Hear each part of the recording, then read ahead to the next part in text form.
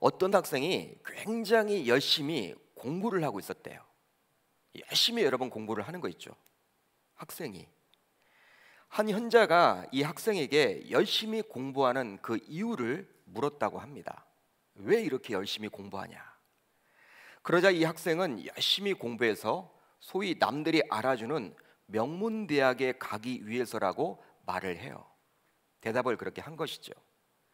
현재는 다시 이 학생에게 묻습니다.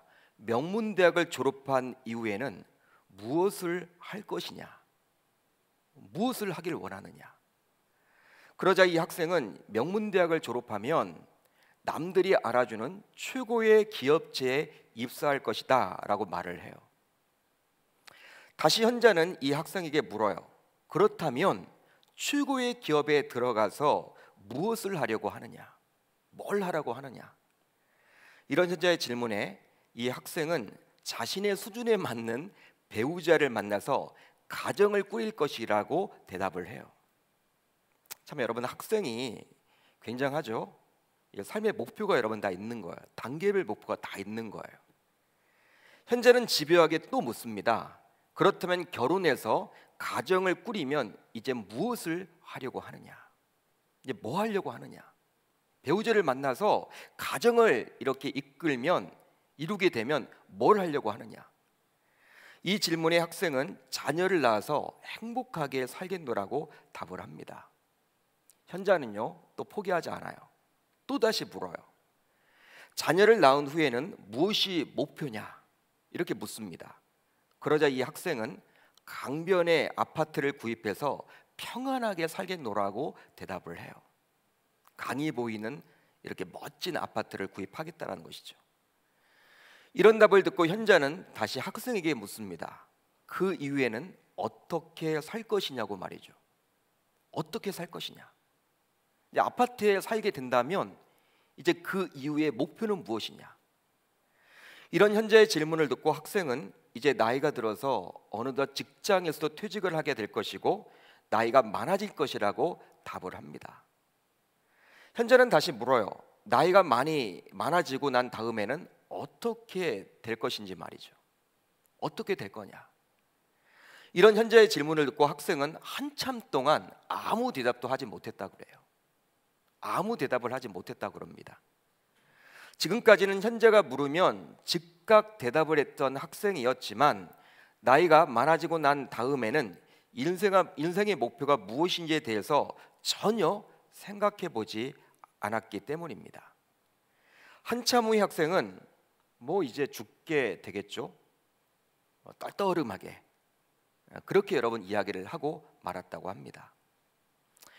그렇다면 여러분들은 과연 어떤 인생의 목표를 가지고 오늘도 열심히 살아오고 계십니까? 살아오셨습니까? 지금 여러분들은 어떤 삶의 목표를 가지고 삶을 열심히 살아가고 있습니까? 아마도 이런 질문을 만나게 되면요, 현재 자신의 처한 상황에 따라 대답이 달라질 거예요.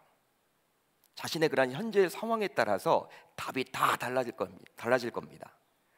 고3 학생들의 경우에는요, 자신에게 닥친 대학 입시라는 큰 장애물이 있기에 최선을 다해서 본인이 원하는 대학에 입학하는 것이 목표가 될 거예요.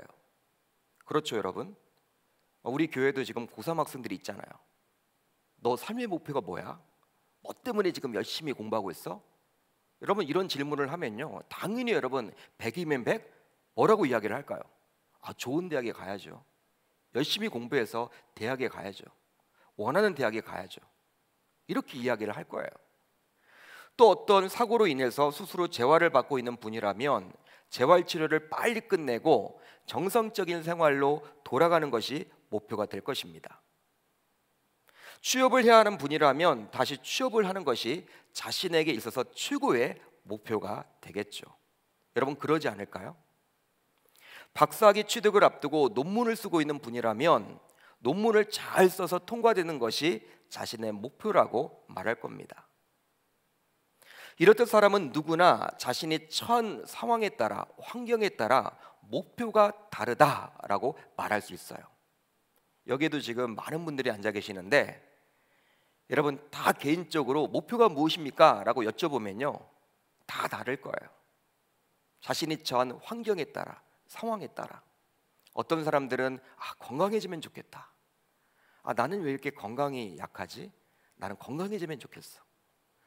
나는 좀 재정적인 게 굉장히 지금 어려우니까 하루빨리 이 물질이 좀 해결되면 좋겠어. 나는 이 집 문제가 해결되면 좋겠어. 자녀의 문제가 좀 해결되면 좋겠어.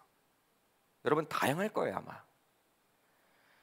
그렇습니다. 목표가 있기에 사람은 그 목표를 이루기 위해서 열심히 달릴 수가 있는 것이고, 그 목표를 이루면 또 다른 목표를 위해서 달려 나아갑니다. 그러기에 이 사회는 목표가 있는 사람이 목표가 없는 사람을 이끌어 간다라고 볼 수도 있어요. 실제로 중고등학교 다니는 자녀들 가운데 자신이 이루고 싶은 목표가 있는 자녀들의 경우는요, 목표가 없는 자녀들에 비해서 훨씬 성적이 좋아요. 실제 그렇습니다. 제가 이렇게 5월 달만 되면요, 금년도에는 하기 힘들겠지만 기도의 11조 끝나고 우리 학생들 한번 제가 이렇게 손을 얹고 다 기도를 하잖아요. 안수 기도를 할 때 제가 중고등학생들에게 물어봐요. 너 목표가 뭐야? 너 꿈이 뭐야? 뭐 되고 싶어? 그러면요, 정말 뭐가 되고 싶다라고 이야기하는 친구들이 있어요. 근데 그런 친구들은 공부 잘해요. 그 꿈을 이루기 위해서. 근데 어떤 친구들은 고3인데도 불구하고 그 꿈이 없어. 기도는 해주지만 자신이 지금 어떤 과를 가야 될지 몰라. 그러면서 성적에 맞춰 간대. 이렇게 말하는 친구들도 있어요. 여러분 꿈이 없는 친구들이 꿈이 있는 친구들에 비해서 성적이 여러분 좋을 리가 없겠죠. 여러분 아무런 목표도 없는데 자발적으로 열심을 내어서 뭔가를 한다라는 것은 거의 불가능하기 때문입니다. 그러기에 삶 속에서 목표를 세우는 것은 굉장히 중요하다고 할 수 있어요. 그런데요, 목표를 세우는 것이 중요하지만 어떤 목표를 세우느냐는 더 중요하다고 볼 수 있습니다. 잘 들으십시오. 목표를 세우는 것이 중요하지만 어떤 목표를 세우느냐는 더 중요하다라는 거예요. 왜냐하면 목표를 이루었을 때 그 목표를 이루었다라는 안도감 때문인지는 몰라도 굉장히 무너져 내리는 경우도 우리는 종종 보기 때문입니다. 종종 보는 경우가 많아요. 어제도 우리는 한 광역시장의 사퇴의 변을 듣게 되었어요. 그렇죠? 어떤 여러분 사람인지 아시죠? 다 뉴스를 통해서 우리가 들었어요. 그분은 그 광역시장이 되기 위해서 3전 사기 끝에 그 자리에 오른 인물입니다. 그런데 안타깝게도 자신의 목표를 이룬 후 처참하게 무너지게 되었어요. 처참하게 무너지게 되었어요. 정치 인생이 어떻게 그렇게 허망할까?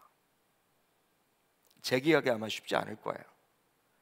아마도 그분은 그 자리, 즉 그 포지션에 오르는 것이 자신의 목표였던 것 같습니다. 그러다 보니 그 목표를 이루고 나서 실제로 무너지는 분들이 우리들 주변에 의외로 많음을 알게 되는 것이죠. 여러분 이제 오늘 본문 안으로 들어가 보게 되면요, 저번 주에 살펴본 아담의 장남인 가인의 후손과 가인에게 살해당한 아벨 대신에 하나님께서 아담에게 주신 셋의 후손이 기록되어 있습니다. 오늘 우리가 읽었던 이 본문 16절로 26절을 보게 되면 이 가인의 후손과 이 아벨 대신에 주셨던 이 셋의 후손이 기록이 되어 있어요. 그런데 이 두 후손의 삶을 비교해 줍니다. 여러분 창세기 4장 초반에는 가인과 아벨을 비교해 주고 있다면 성경 기자가 4장 후반에는 가인의 후손과 셋의 후손을 비교해 주고 있는 것이죠. 이것을 통해서 우리는 두 가지 길, 즉 신자에게 있어서 두 가지 인생이 있음을 알게 됩니다. 그러니까 세상 사람들과 신자, 이게 아니라 신자에게 있어서 두 가지 길이 있다라는 거예요. 가인도 여러분 하나님을 알고 있었고 아벨도 하나님을 알고 있었죠. 또 가인도 하나님을 알고 있었고 셋도 하나님을 알고 있었죠. 그렇기 때문에 신자에게 있어서 두 가지 길이 있다. 여러분 오늘 말씀을 통해서 살펴볼 수가 있습니다. 먼저 가인의 후손에 대해서 살펴볼 텐데요, 오늘 본문 4장 16절을 보면 이렇게 나와 있죠. 우리 한번 자막을 통해서 같이 읽어봅니다. 시작. 가인이 여호와 앞을 떠나 에덴 동쪽 노 땅에 거주하더니. 아멘. 가인이 여호와 앞을 떠나라고 기록이 되어 있어요. 가인은 여호와 앞을 떠나게 되었는데 이것은 불행의 서막을 보여주는 구절이라 할 수 있습니다. 불행의 서막이에요. 여호와 앞을 떠났다라는 것은. 물론 4장 12절을 보면 이미 동생 아벨을 죽인 죄값으로 인해서 가인은 하나님으로부터 이런 말을 듣게 되었죠. 너는 땅에서 피하여 유리하는 자가 되리라. 너는 땅에서 피하며 유리하는 자가 되리라. 하나님께서 아벨을 죽인, 친동생을 죽인 가인에게 주신 이 징계예요. 심판입니다. 여러분, 이 말씀의 근거에서 가인은 하나님을 떠날 수밖에 없게 된 것이죠.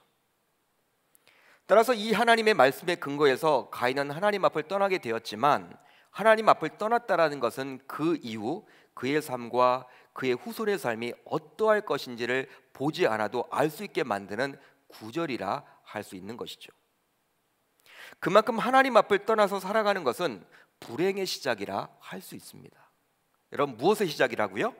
불행의 시작이에요.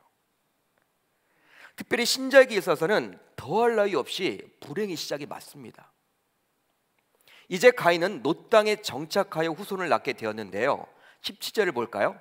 17절을 보면 이렇게 나와 있습니다. 같이 읽습니다. 시작. 아내와 동침함에 그가 임신하여 에녹을 낳은지라.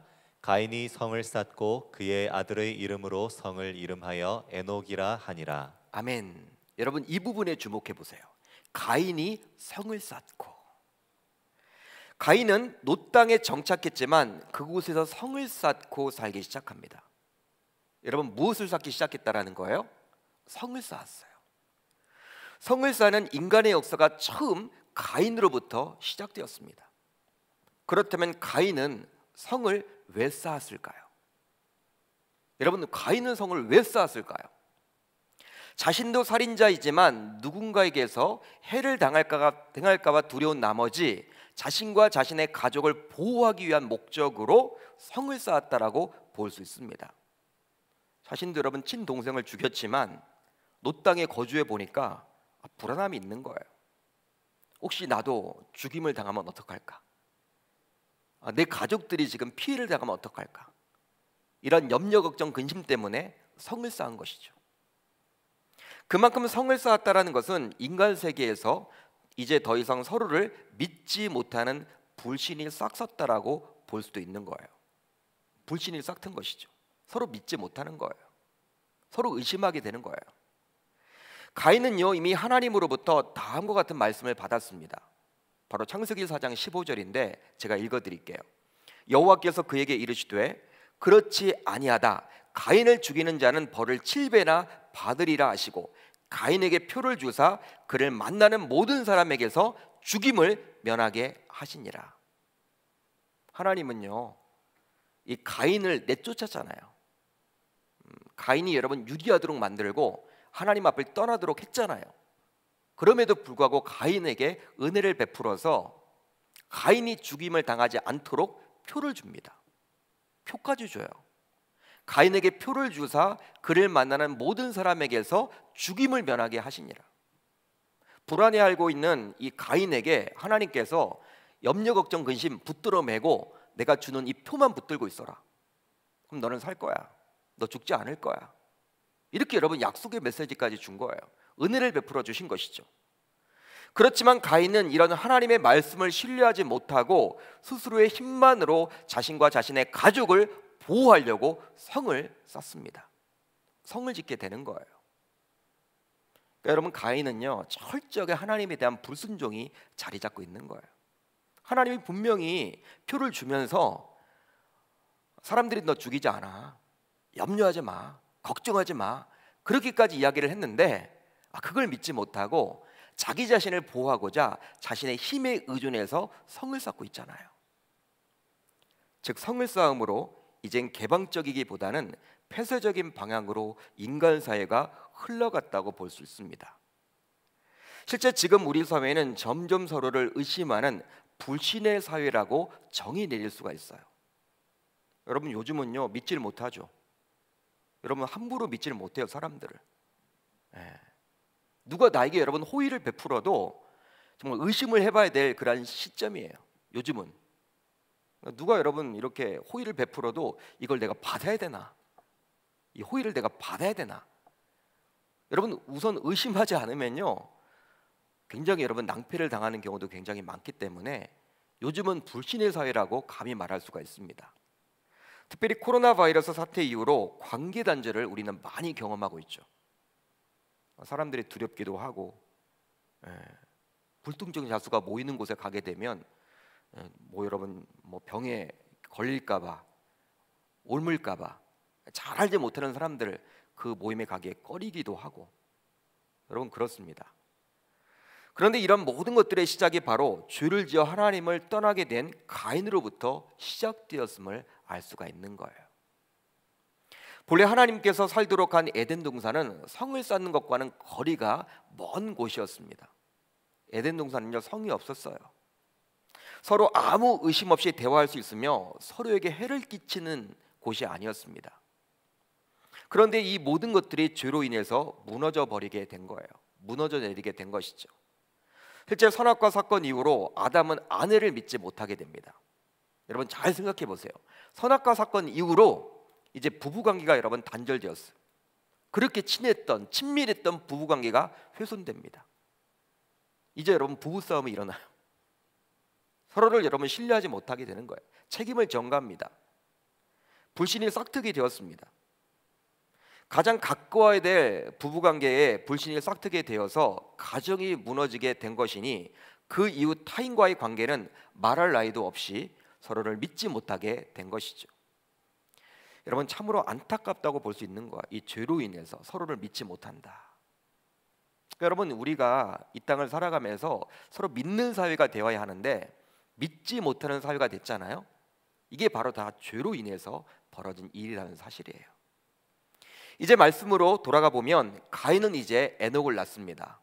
그리고 에녹은 이랏을 낳습니다. 이랏은 무후야엘을 낳게 되었고 무후야엘은 무두사일을 낳게 되었어요. 그리고 무두사일은 그 문제의 라멕을 낳게 됩니다. 문제의 라멕이라고 제가 말씀을 드렸어요. 여러분 오늘 보면 19절을 보면요 이렇게 나와 있죠. 우리 한번 같이 읽어봅니다. 19절 시작. 라멕이 두 아내를 맞이하였으니 하나의 이름은 아다요 하나의 이름은 실라였더라. 아멘. 라멕이 두 아내를 맞이하였으니 라멕은 인류 최초로 두 아내를 거느린 사람이 되었습니다. 지금까지는요 일부 일처제였어요. 근데 라멕 때부터 일부 다처제로 변모가 돼요. 이것은 하나님의 창조 질서인 일부 일처제를 거스른 행동으로서 인간의 이기적인 욕망이 만들어낸 지극히 왜곡된 성적 타락임을 알 수가 있는 거예요. 하나님은요 창세기 2장 24절을 통해서 분명히 이렇게 말씀을 하셨습니다. 이러므로 남자가 부모를 떠나 그의 아내와 합하여 둘이 한 몸을 이룰지로다. 아멘. 여러분 이 말씀이 뭐예요? 남자가 부모를 떠나서 그의 아내와 합하여. 여러분 하나님께서는 창조 원리에 분명히 일부 일처제를 포함시켰던 거예요. 일부 일처제가 맞습니다, 여러분. 남자 하나에 여자 하나, 여자 하나에 남자 하나. 그런데 남에게 때 이런 일부 일처제 원리가 최초로 깨어지게 된 거예요. 최초로 깨어지게 된 거예요. 우리나라의 경우에도 불과 100여 년 전까지만 하더라도 첩제도라는 게 있었습니다. 첩제도 들어보셨어요? 첩제도. 여러분 우리나라에 있었어요. 아이러니하게도 우리나라가 그렇게 싫어하는 일제시대 때 이 축첩제도가 사라지게 되었어요. 법적으로 1515년 조선총독부 통첩 제24호에 의해 첩의 호적 입적이 금지됨으로써 제도적으로 금지되었습니다. 물론 여러분 비제도적으로 그냥 첩이 있었죠. 그 이후에는. 근데 그 이전에는요 1515년 이전에는요 첩을 그냥 뒀어요. 그 전까지는 유교 문화 속에서 오히려 첩을 두는 것이 영향력 있는 집안이요, 능력 있는 집안의 모습으로 그려지기까지 했습니다. 이런 첩 제도는 동서고금을 떠나서 지금까지도 일부 무슬림 나라에서는 시행되고 있기도 해요. 지금도 그렇습니다. 무슬림 나라에 가게 되면. 성경을 보더라도 솔로몬 왕의 경우에는 후궁을 700명이나 두었고 첩을 300명이나 두었다고 나와 있어요. 전혀 놀라지 않으시네요. 야, 아내가 1000명이야. 1000명의 얼굴을 여러분 제대로 기억이나 하겠습니까? 우리 장로님 웃으시는데 기억이 될까요? 1000명. 기억 안 날 것 같아요. 아마도 성경에는 기록되어 있지 않지만 인간 사이기 때문에 그 1000명이란 여인들의 갈등도 최고조로 달해 있었을 거예요. 여인 천하였겠죠. 여인 천하. 물론 태조 왕건도 그렇듯이 솔로몬도 정치적인 목적에서 그 많은 후궁을 둘 수밖에는 없었습니다. 정치적인 목적으로 여러분 둔 거예요. 지방의 여러분 호족들의 자녀들을 이렇게 여러분 후궁으로 삼아서 그 지역에 행사하게 되는 거죠, 영향력을. 그렇지만 이렇게 많은 후궁과 첩은 솔로몬에게 다음과 같은 영향을 끼치게 되었어요. 열왕기상 11장 3절을 보면 이렇게 나와 있죠. 왕은 후궁이 700명이요 첩이 300명이라 그의 여인들이 왕의 마음을 돌아서게 하였더라. 이게 문제가 되는 거야. 왕의 마음을 돌아서게 했어요. 이 여인들은 왕의 마음을 누구에서부터 돌아서게 했을까요, 여러분? 바로 열왕기상 11장 4절로 5절을 보면 이렇게 나와 있어요. 솔로몬의 나이가 많을 때 그의 여인들이 그의 마음을 돌려 다른 신들을 따르게 하였으므로 왕의 마음이 그의 아버지 다윗의 마음과 같이 아니하여 그의 하나님 여호와 앞에 온전하지 못하였으니 이는 시돈 사람의 여신 아스라롯을 따르고 암몬 사람의 가증한 밀곰을 따름이라. 한마디로 뭐예요? 왕의 마음을 하나님으로부터 돌아서게 해서 자신들이 가지고 온 우상을 섬기도록 했다라는 거예요. 1000명의 여자들이. 솔로몬이 여러분 이 아내들 때문에 망하게 되었잖아요. 실질적으로.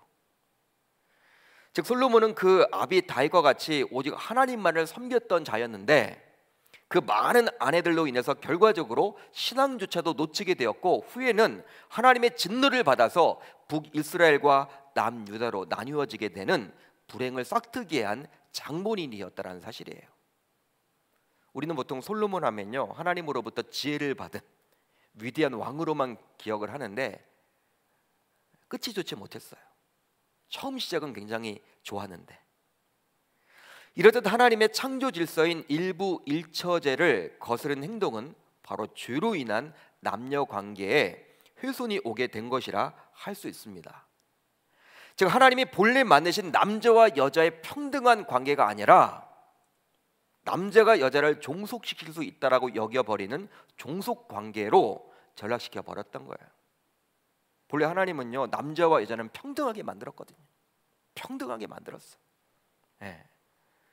그런데 이제 일부 일처제가 아니라 이 라멕 시대 때부터 죄로 얼룩진 라멕 시대 때부터 일부 다처제가 되면서 아내를 둘 이상 두면서 어떻게 됩니까?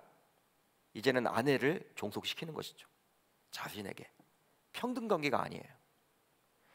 이제 라멕은 두 아내를 통해서 많은 자녀를 낳게 되었는데요. 그 내용이 20절로 22절에 기록이 되어 있어요. 20절로 22절. 우리 한번 같이 읽어볼까요? 시작. 아다는 야발을 낳았으니 그는 장막에 거주하며 가축을 치는 자의 조상이 되었고 그의 아우의 이름은 유발이니 그는 수금과 퉁소를 잡는 모든 자의 조상이 되었으며 실라는 두발 가인을 낳았으니 그는 구리와 쇠로 여러 가지 기구를 만드는 자요 두발 가인의 누이는 나아마였더라. 아멘. 여러분 잘 보세요. 야발은 장막에 거주하며 가축을 치는 자의 조상이 되었습니다. 그렇죠? 그렇게 기록이 되어 있죠. 즉 목축업을 하는 사람들의 조상이 되었어요. 쉽게 말하면 경제적인 부를 축적하는 역할을 합니다. 목축을 하면서 여러분 경제적으로 부유하게 된 거예요. 또 유발은 수금과 퉁소를 잡는 모든 자의 조상이 되었어요. 그렇게 기록이 되어 있죠. 바로 악기를 다루는 사람들의 조상으로서 이 세상의 예술, 즉 풍류와 유희를 발전시켰습니다. 쉽게 말하면 문화 창출에 이바지하게 되었어요. 문화 창출. 또 두발가인은 구리와 쇠로 여러 가지 기구를 만드는 자의 조상이 되었죠. 그렇게 기록이 되어 있죠. 즉 금속으로 날카로운 연장이나 무기를 만드는 사람들의 조상이 된 것입니다. 이제 두발가인에 의해서 농기구와 전쟁 무기가 본격적으로 개발되기 시작됩니다. 농기구의 발달로 농업 생산력이 높아지므로 인구가 증가되었지만 반면에 전쟁 무기의 발달로 아이러니하게도 인구가 감소되기도 하는 상황에 처하게 된 것이죠. 즉 인간의 문명은 이제 한 단계 더 진보하게 된 거예요. 여러분 다 누구의 여러분 자녀들입니까? 라멕의 자녀들이죠. 두 아내를 통해서 이렇게 많은 자녀를 낳았고 이 자녀들로 인해서 결국 어떻게 되었어요? 우리 사회를 지배하고 있는 경제, 문화, 전쟁, 문명, 시대 트렌드 등이 모두 세워지게 되었다라고 볼 수 있는 거예요. 굉장히 여러분 문명을 발달시킨 장본인이 바로 누구였다? 바로 가인의 후손들이었습니다. 그런데 이런 라멕과 그의 자녀들, 즉 가인의 후손들의 모습을 보면서 우리는 다음을 생각하게 되는데요. 다음을 생각해 볼 수 있는데 바로 여러 면에서 큰 발전을 이루었지만 그 어디에도 하나님을 찾는 흔적은 결코 찾아볼 수가 없다라는 거예요. 여러분 뭐 경제적으로나 문명적으로나 문화적으로나 예술적으로나 시대의 트렌드로나 굉장히 여러분 발달했잖아요. 그렇죠? 하나님의 하자도 나오지 않아. 하나님의 이름 자체가 나와 있지 않아. 뭐 예배를 했다, 기도했다, 매달렸다 그런 내용들이 정말 성경에 기록이 되어 있지 않아요. 그의 후손들에게서는. 그러니까 하나님을 찾는 흔적을 결코 찾아볼 수 없다라는 거예요. 실제로 다음의 구절인 23절로 24절을 보게 되면요, 이런 가인의 후손들의 모습은 바로 다음과 같이 귀결됩니다. 라멕이 아내들에게 이르되 아다와 실라여 내 목소리를 들으라. 나의 목소리를 들으라. 라멕의 아내들이여 내 말을 들으라. 나의 상처로 말미암아 내가 사람을 죽였고 나의 상함으로 말미암아 소년을 죽였도다. 가인을 위해서는 벌이 7배 1인데 라멕을 위하여는 벌이 77배 1이로다 하였더라. 여러분 이 23절로 24절을 깊이 한번 묵상해 보세요. 잘 묵상해 보세요. 어떤 내용입니까? 두발가인이 만든 무기로 교만해진 라멕은 이제 유발이 만든 악기로 증오와 복수의 노래를 부르고 있어요. 지금 노래예요, 여러분. 노래를 지금 하고 있는 거예요. 그는 자신의 부상 때문에 그것을 복수하기 위해 사람을 죽였으며 상처 때문에 청년을 죽인 것을 굉장히 자랑스럽게 여깁니다. 굉장히 자랑하고 있어요. 사람 죽인 것을 자랑해요. 뿐만 아니라 하나님께서 가인을 보호하기 위해서 주셨던 약속의 메시지인 창세기 4장 15절의 말씀인 가인을 죽이는 자는 벌을 7배나 받으리라. 즉 이 말씀을 자신의 범죄를 합리화시키는 도구로 사용해버려요. 여러분 사람을 많이 죽였잖아요. 그렇죠? 그런데 가인이 친동생을 죽였음에도 불구하고 하나님께서 7배나 갚아준다고 했는데, 그렇다면 나는 동생이 아니라 모르는 그런 사람들을 죽였기 때문에 하나님께서 나에게는 11배를 더해서 77배를 갚아주실 거야.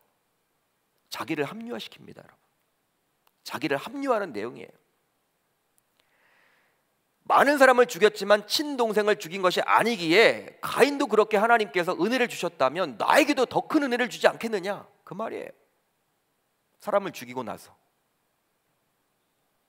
그래서 그는 하나님께서 자기를 해치려는 원수에게는 가인의 살인자에게 주어진 보복보다도 무려 11배를 더 가할 것이라고 호언장담을 합니다. 말도 되지 않는 거죠, 여러분.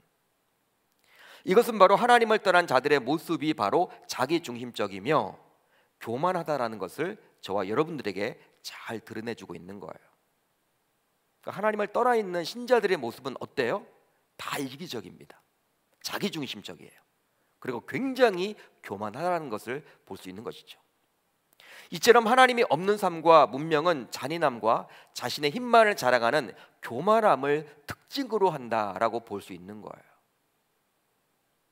그렇습니다. 가인의 후손들이 이룬 것처럼 하나님이 없는 성공과 풍요는 아무 소용이 없음을 우리는 이 시간 깨닫게 되는 것이죠. 이 시간 깨닫게 되는 거예요, 여러분. 따라서 이 세상의 가치관인 즉 눈에 보이는 것을 따라가게 되면요, 결국 그 끝은 잔인함이요. 그 끝은 잔인함이요. 교만함으로 끝남을 알 수가 있는 거예요. 끝이 좋지 못하는 거예요. 그러니까 여러분, 눈에 보이는 세상의 화려함을 쫓아가면요, 끝은 잔인함이고 교만함밖에 남지 않아요. 그러기에 그리스도를 믿는 신자인 우리들은요, 이 세상 사람들처럼 눈에 보이는 목표를 최종 목표로 두고 살아서는 안 될 줄 믿습니다. 이것을 붙들 수 있기를 바랍니다. 다음으로 이제 셋의 후손에 대해서 살펴보겠습니다. 지금까지 우리가 가인의 후손에 대해서 살펴봤다면 이제 셋이라는 사람의 후손에 대해서 살펴보려고 해요. 오늘 본문 25절을 보면 이렇게 나와 있는데 같이 읽습니다. 시작. 아담이 다시 자기 아내와 동침하매 그가 아들을 낳아 그의 이름을 셋이라 하였으니 이는 하나님이 내게 가인이 죽인 아벨 대신에 다른 씨를 주셨다 함이며. 아멘. 여러분, 이 구절을 보시면 하나님이 내게 가인이 죽인 아벨 대신에 다른 씨를 주셨다 함이며, 하나님이 내게 가인이 죽인 아벨 대신에 다른 씨를 주셨다. 이것은 앞에 가인의 후손들에 대한 기록에서는 결코 찾아볼 수 없는 내용이에요.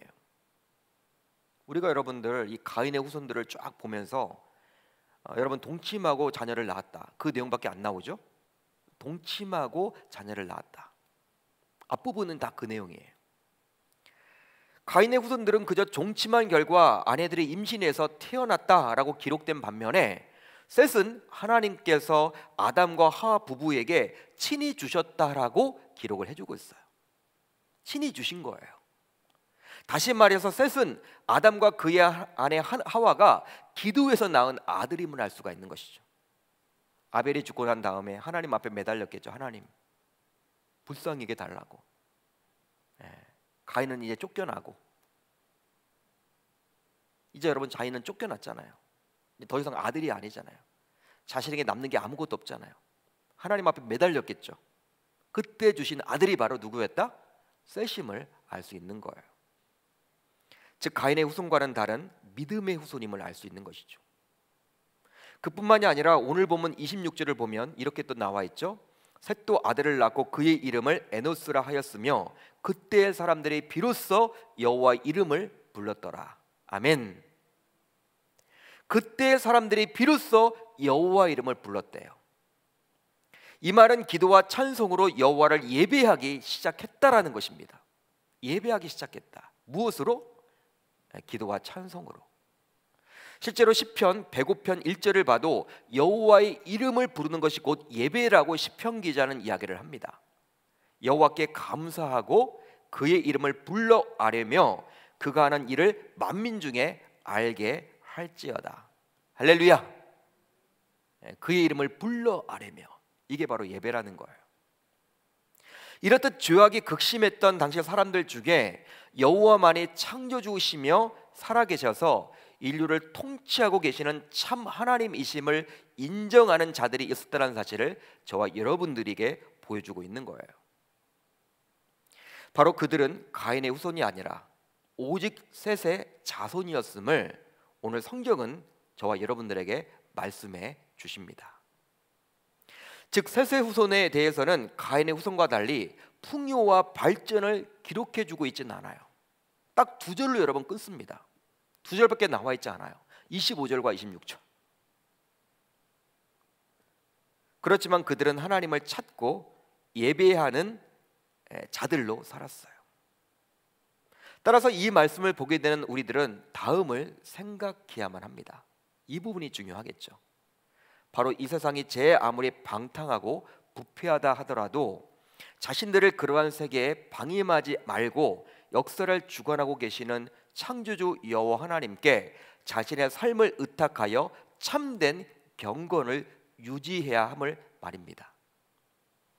이런 태도야말로 하나님의 문화를 이 땅에 꽃피우려고 소망하는 자들이 지녀야 할 참된 자녀의 자세임을 우리들은 이 시간 깨닫게 되는 것이죠. 그러게 우리 신자들은 비록 다수가 아니라 소수이더라도 이 세상에 눈에 보이는 것을 삶의 목표로 살기보다는 비록 눈에 보이지는 않지만 하나님께 집중하며 그 하나님의 나라를 위해서 살아가야 할 줄 주님의 이름으로 축복합니다. 왜냐하면 진정한 성공은 보이는 풍요 속에 있지 않고 오직 하나님을 알고 그분을 섬기고 예배하는 것에 있기 때문이에요. 제가 오늘 처음 설교 시작하면서 언급했던 이야기 속의 학생은 목표를 갖긴 가졌어요. 목표를 갖긴 가졌죠, 여러분. 굉장하죠, 여러분. 이 고등학교 학생이 여러분 얼마나 목표가 대단해요. 자신의 여러분 삶의 청사진이 쫙 있잖아. 대학에 가야 하고 또 좋은 곳에 입사해야 되고 어떤 자매를 만나서 배우자를 삼고 또 집은 어떻게 여러분 구입을 하고 여러분 다 여러분 있어요. 그것만 해도 참 대단한데 여러분 그냥 그 목표는 오로지 자신의 유익만을 위한 목표였음을 알 수가 있는 거예요. 목표를 가지긴 가졌지만 자신의 유익만을 위한 목표였어요. 그 학생은. 그러다 보니 그 목표가 이루어지면 좋겠지만 그 목표가 늦게 이루어지거나 설령 이루어지지 않게 되면요 어떻게 될까요? 그런 사람들은 굉장히 답답해하거나 좌절하는 경우가 생기곤 한다라는 거예요. 그러니까 여러분 목표를 갖는 건 좋아요.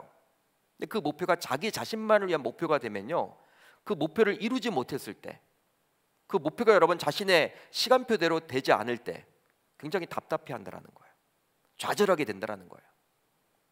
그런데 우리 기독 신자들의 경우에도 이 학생과 같은 동일한 목표를 잡고 살아가는 경우가 굉장히 많다라는 것이죠. 그러다 보니 세상 사람들과는 별반 다를 바가 없게 되는 것입니다.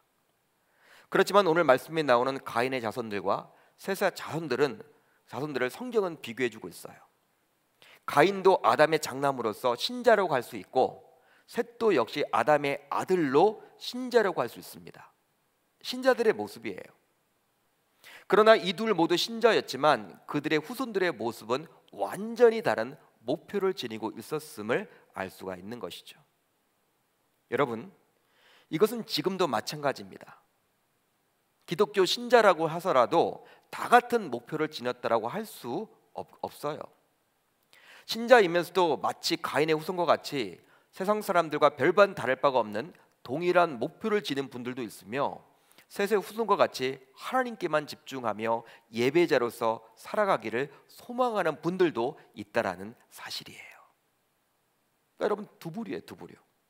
신자이면서도 세상 사람들이 가는 그 길을 그대로 따라가는 분들이 있고 교회에서는 신자예요. 또 기독교 신자라고 본인도 인정을 해요. 근데 목표치는 세상 사람들과 똑같아요.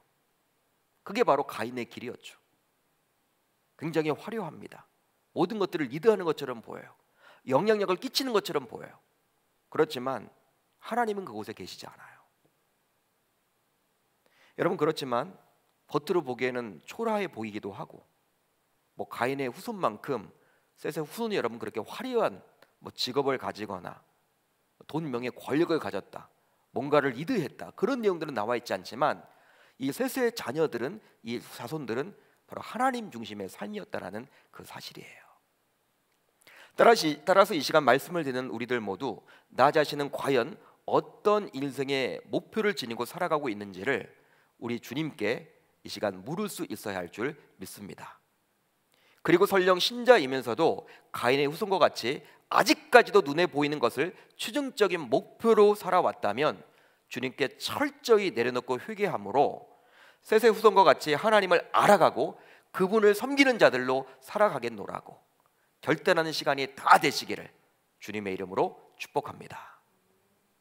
여러분 두 가지 길이 있다라는 거예요. 여러분 무엇을 목표로 삼으며 삶을 살아가고 있습니까? 신자이면서도 세상의 길 그대로 여러분 따라가시는 분들이십니까? 아니면 그걸 거슬려서 나는 그렇게 살지 않겠노라고, 비록 세상 사람들의 손가락질을 받더라도, 세상에서는 우리가 영향력을 끼치지 못하더라도 하나님이 계시는 그곳에 머물면서 하나님 중심 앞에 그렇게 살아가고자 몸부림을 치십니까? 무엇이 여러분 목표이십니까? 바로 가인의 그러한 자손들의 모습이 아니라 셋의 후손의 그러한 모습들이 바로 저와 여러분들의 모습이 되어야 될 줄 믿습니다. 저와 여러분들의 목표가 되어야 할 줄 믿습니다. 성경적인 분량을 보더라도 가인의 여러분 후손들의 모습들은요, 굉장히 여러분 16절로 24절까지 기록이 되어 있지만 셋의 후손은요 2절밖에 기록이 되어 있지 않아요. 그렇지만 영향적인 면은요 대단합니다. 대단해요. 이제 가인의 후손들은 나와 있지 않아요. 성경에 기록되어 있지 않아요. 성경에 기록되어 있지 않아요. 그렇지만 셋의 후손은 계속해서 노아로 연결되며 이제 하나님의 자녀의 길을 가게 된다라는 그 사실이죠. 저와 여러분들도 이제 결단하셔야 돼요.